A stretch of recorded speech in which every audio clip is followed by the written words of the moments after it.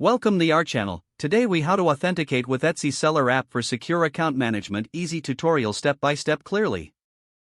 To authenticate with the Etsy seller app for secure account management, start by downloading the Etsy seller app from your device's app store. Once installed, open the app and tap on the sign in option.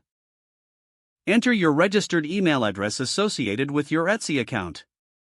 Next, input your password in the designated field.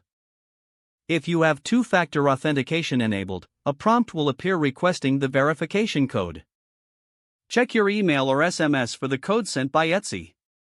Enter the verification code into the app and press continue.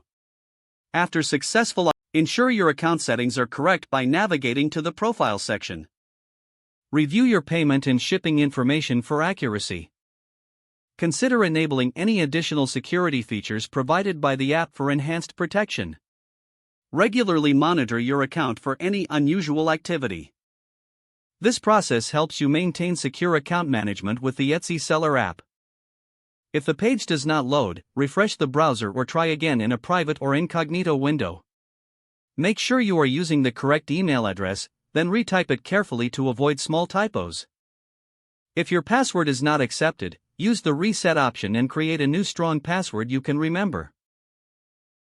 Check your spam folder for verification or security emails, then complete any requested confirmation steps. Enable two-factor authentication if available to improve account security and reduce unauthorized access risk. After signing in, review your profile details so your contact information and settings are accurate and current. If you see an error message, note it down and try again after restarting your device and internet connection.